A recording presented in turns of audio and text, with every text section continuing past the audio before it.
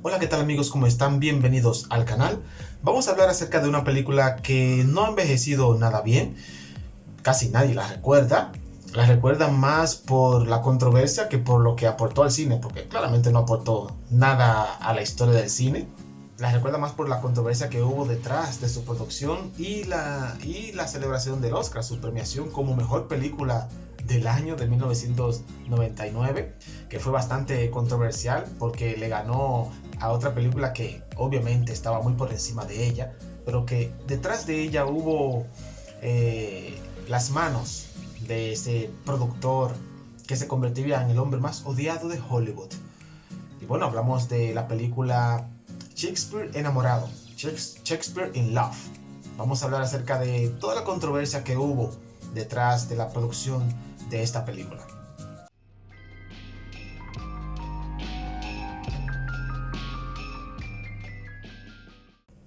Una noche de 1996, el director de cine Edward Zwick, que hacía 2 años que había dirigido Leyendas de Pasión, se encontraba en una habitación de un hotel al frente del hospital Michael Reese en la ciudad de Chicago, donde su padre estaba a punto de morir, cuando recibió una llamada. Vamos a ver qué decía esta llamada y de quién se trataba. Dice así: ¿piensas que puedes demandarme, gilipollas? No tienes ni idea de con quién estás tratando. Escuchó nada más descolgar. Voy a destrozarte, continuó la voz al otro lado de la línea. Ah, hola Harvey, respondió Zwick. Me aseguraré de que no vuelvas a trabajar en tu vida, amenazó quien con toda seguridad ya se habrán imaginado de quién se trata. De nada más y nada menos que de Harvey Weinstein, el mandamás de Miramax, el dueño de los años 90 de Hollywood. Es medianoche, Harvey, continúa la llamada. Es medianoche, Harvey. Mi padre está enfermo. No es un buen momento. Oh, así que tenemos un muchachito sensible. ¿He herido tus sentimientos? Que te voy a matar a toda tu puta familia, puto desgraciado. Ha sido agradable charlar contigo, Harvey. Nos vemos en el tribunal. Para comprender las razones detrás de esta llamada, hay que remontarse al inicio de la década de los años 90, al momento en el que Edward Zwick conoció al guionista Mark Norman, quien le contó que estaba trabajando en una idea, la historia de cuando William Shakespeare escribió Romeo y Julieta. A Zwick, quien en 1989 había recibido su primera nominación a Mejor Director en los Globos de Oro por la película Tiempos de Gloria, un drama histórico ambientado en la Guerra Civil estadounidense, protagonizado por Denzel Washington. Le interesó la idea, y la productora Universal decidió pagarles para desarrollar el guión. Es aquí cuando Norman integró el elemento romántico y fundamental de la película. Aquella iba a ser la historia de un escritor enamorándose al tiempo que escribía una de las historias de amor más famosas de todos los tiempos. Pero por muy bien escrito que estuviera aquel guión, carecía del ingenio y la perspicacia de una comedia de Shakespeare. Escribió el propio Zwick en una pieza para el boletín de Airmail, titulada precisamente O no ser, donde narró los entresijos detrás de la película que nunca llegó a dirigir y que hace justo 25 años, el 11 de diciembre de 1998, llegó a las salas de cine. Shakespeare in Love. Para conseguir el ingenio y la perspicacia shakespeariana, el director propuso a los estudios Universal contratar al prestigioso y aclamado dramaturgo británico de origen checo Tom Stoppard y limar aquel guión. Stoppard, que contaba con una amplia experiencia en el teatro londinense, dijo que aceptaría a cambio de $1 millón. Obviamente Universal dijo que no, que ni hablar, hasta que Julia entró en escena. Ni más ni menos, cuenta Zwick. Alguien, probablemente su agente, había escuchado algo sobre el proyecto y le dijo a Universal que Julia estaba interesada en protagonizar una comedia romántica histórica. En concreto, esta. Julia era Julia Roberts, quien en 1990 había protagonizado Pretty Woman y había aparecido en populares cintas como Magnolias de Acero o El Informe Pelícano. Y era ya oficialmente la nueva novia de América. Universal firmó el trato, El guión se terminó y en 1991 comenzó la producción. El director, los guionistas y la actriz principal volaron a Inglaterra. Se aseguraron localizaciones por todo Londres, se construyeron otros enclaves y se comenzó a trabajar en vestuario. Mientras tanto, faltaba una pieza clave, que era el Romeo. Ya estaba Julieta, ahora faltaba el Romeo. En aquella época, Julia Roberts y posiblemente también su representante ya había puesto en marcha la estrategia que la llevaría a recoger en el año 2001 el Oscar a Mejor Actriz por Erin Brockovich. Esto incluía compartir cartel con actores respetados por la crítica. Julia Roberts decidió que su compañero para esta película de Shakespeare enamorado debía ser Daniel Day-Lewis, que en 1990 había ganado el Oscar a Mejor Actor por Mi pie izquierdo. El problema es que este actor ya estaba comprometido en un proyecto con su amigo íntimo Jim Sheridan, el cual se llamaba En el nombre del Padre. Y pese a los encantos de Julia Roberts hacia Daniel Day-Lewis, en una ocasión le envió un ramo de flores con la nota Semi Romeo. Daniel Day-Lewis la rechazó. El macho. Cuenta Swick que la negativa del actor irlandés dejó a Roberts destrozada y poco importaba a qué compañero le pusieran en el reparto. Por el casting pasaron hombres como Hugh Grant, Rupert Graves, Colin Firth, Sean Bean e incluso Ralph Fiennes. Detalle curioso porque finalmente el papel cayó sobre Joseph Fiennes, el hermano de Ralph Fiennes. Porque Roberts ni se molestaba en leer correctamente el guión que tenía delante. Es más, según relata Swick, ni siquiera intentó fingir un acento británico. Constantemente hablaba con su idioma natal, con su acento norteamericano. Una mañana Swick se dio cuenta de que la actriz no aparecía por ningún lado. La buscó en el hotel y no estaba por ningún lado. Entonces contactó con uno de los directivos de Universal, llamado Tom Pollock, uno de los jefes de Universal. Pollock le informó de que Julia Roberts había decidido abandonar el proyecto. Y Swick, sorprendido, le dijo, ¿pero puede hacer esto ella? Y él dijo, es Julia Roberts, claro que puede hacerlo. Y la producción se canceló. Universal seguía teniendo los derechos de la cinta, pero sin un nombre con tanto tirón como el de Julia Roberts y con un agujero inicial de 6 millones que se habían gastado ya, poco se podía hacer. Shakespeare in Love quedó en un cajón por tiempo indefinido, hasta que el mandamás de Miramax decidió abrirlo. Harvey Weinstein se interesó por el trabajo de Edward Swick después de ver Leyendas de Pasión. Cuenta el director que un día quedaron para tomar algo y Weinstein le dijo que estaría encantado de trabajar o de producirle cualquier cosa que estuviera entre manos. Swick le habló entonces de Shakespeare in Love. Weinstein llamó a Universal y cuando se enteró de la deuda de los 6 millones que tenía, no volvió a hablar con Swick. Cuando se dio cuenta de la deuda que tenían y por la razón en la que habían engavetado el proyecto de Shakespeare in Love, no volvió a hablar con Swick. Durante los siguientes 4 o 5 años, mostré aquel guión, dice Edward Swick, mostré aquel guión a menudo más de una vez a todos los estudios que tuvieran algo de dinero. Todos dijeron que no. Explica Swick. Un día, en 1996, mientras se encontraba en Nueva York a la búsqueda de localizaciones para su próxima película, leyó la noticia de que Harvey Weinstein había comprado los derechos de Shakespeare in Love.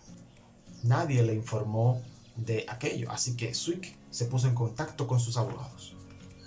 Acto seguido se produjo la amenazadora llamada que detallamos al principio. En 1996, una joven rubia, bronceada y de aspecto típicamente bush californiano, era la chica de moda en Hollywood, Gwyneth Paltrow. Seven, estrenada en 1995 y en la que compartía protagónico con su por aquel entonces pareja Brad Pitt, la llevó al estrellato. Un año después se estrenó Sydney, de Paul Thomas Anderson, y Emma, basada en la novela homónima de Jane Austen. Fue adoptada como primera dama de Miramax, incluso musa residente de la productora. Había rodado 5 películas con Harvey Weinstein. he escuchado esta historia unas cuantas veces, cuenta Edward Zwick. Gwyneth Paltrow y Winona Ryder eran íntimas amigas por allá por los años 90.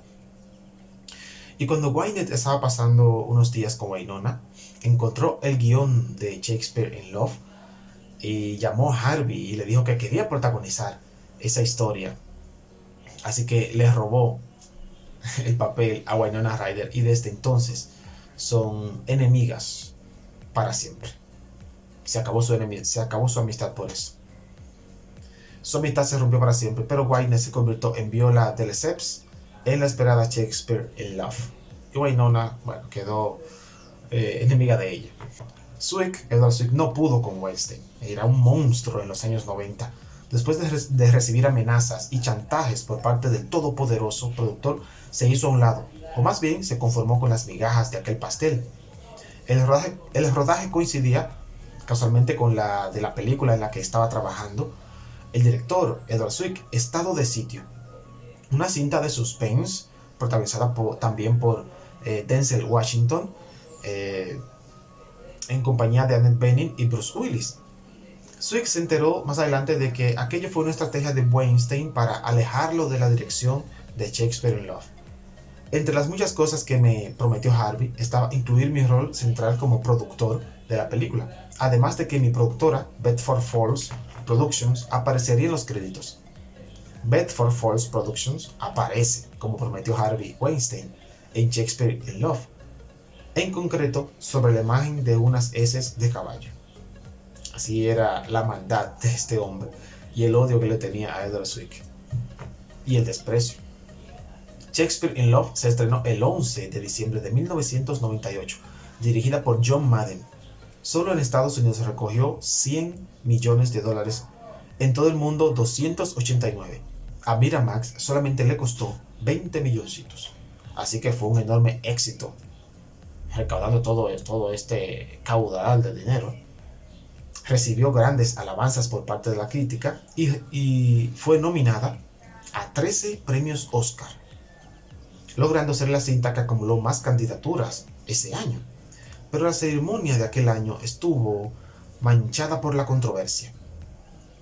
La mayor competidora de Shakespeare in Love era la película dirigida por Steven Spielberg, Salvar al Soldado Ryan. La primera se llevó la estatuilla a Mejor Película. La segunda se alzó con la de Mejor Dirección. Harrison Ford fue el encargado de presentar o de anunciarlo. Edward Zwick subió al escenario a recoger el premio, visiblemente incómodo al lado del resto de los productores, Don Magliotti, Mark Norman, David Parfit y Harvey Weinstein. Edward Zwick fue el único que no habló. En Hollywood se consideró un enorme tongo provocado por la agresiva campaña de promoción que había llevado a cabo el propio Weinstein. Si han escuchado esta afirmación que dice que de Salvar al Soldado Ryan solamente vale la pena los primeros 15 minutos, bueno, pues el divulgador de esta falacia, de esta mentira, es el propio Harvey Weinstein, para desprestigiar la película y que su película Shakespeare in Love ganara todos esos Oscars, o el Oscar a Mejor Película de ese año. Paltrow recibió el Oscar a Mejor Actriz, pasando por encima de Cate Blanchett y su interpretación de Elizabeth. Dice Gwyneth Paltrow en su recibimiento del Oscar, en su speech: quiero agradecer a Harvey Weinstein y a todas las personas de Miramax Films por su increíble apoyo, dijo en el discurso de agradecimiento, vestida de rosa y por Ralph Lauren. Judi Dench, la que ganó el Oscar a Mejor Actriz de Reparto por Shakespeare in Love, solamente apareció 8 minutos. La película también se llevó los premios a Mejor Guión, Mejor Dirección Artística, Mejor Vestuario y Mejor Banda Sonora, y con esos 7 galardones fue coronada como la gran ganadora de la noche. Salvar al Soldado Ryan solamente se alzó con 5. El papel de la actriz principal de la cinta sería muy distinto años más tarde. Tal y como se reveló en el libro She Said, la investigación periodística que destapó los abusos de Harvey Weinstein e impulsó el movimiento #MeToo, Gwyneth Paltrow se convirtió en una figura clave para desenmascarar a Harvey Weinstein y poner en marcha el movimiento que haría que Hollywood se tambalease. Al ser una de las fuentes principales de las periodistas Jodi Kantor y Megan Twohey, que publicaron el resultado de sus investigaciones en una serie de artículos en The New York Times. el rey de Hollywood cumple condena en el centro penitenciario de las Torres Gemelas, en el centro de Los Ángeles, por violar, abusar de numerosas mujeres cuando estaba en lo más alto de la industria cinematográfica. En 2015, The Hollywood Reporter organizó una encuesta a cientos de miembros de la Academia de Artes y Ciencias Cinematográficas, donde les pidió volver a votar en contiendas históricas, en un referéndum, bueno, sin validez, pero con mucha amiga, sobre qué películas habían resistido mejor el paso del tiempo. Escogieron a Salvar al Soldado Ryan por encima de Shakespeare in Love. Así que ya saben, amigos, todo la maraña que hubo detrás de la filmación y la producción de Shakespeare in Love. Desde su guión a principios de los años 90 hasta el apoderamiento de Harvey Weinstein de esa obra y sus manipulaciones y su mala fama, la mala fama que le dio a sus competidoras en aquel año, que lo llevaron a que su película fuera la más nominada y la más oscarizada de ese año. Bueno, pues de nada le valió porque la película no es la gran cosa. Y votaciones después, como acabamos de ver, los miembros de la academia votaron como que Salvar al Soldado Ryan, leía por mucho. Salvar al Soldado Ryan es más recordada que Shakespeare in Love. Nadie se acuerda. ¿Quién recuerda Shakespeare in Love? Casi nadie habla de esa película. Más sí hablan de Salvar al Soldado Ryan. Bueno, amigos, eso es todo por el momento. Espero que les haya gustado el vídeo. Suscríbanse al canal si les ha gustado. Denle un like al video. Comenten, compártanlo. Hagan todo lo que quieran. Háblenme acerca de este tema. Nos vemos en la próxima, amigos. Bye bye. Is my part. And Judi Dench. She's been plucked since I saw her last, and not by you. The show must go on. Shakespeare in Love. Romeo and Juliet.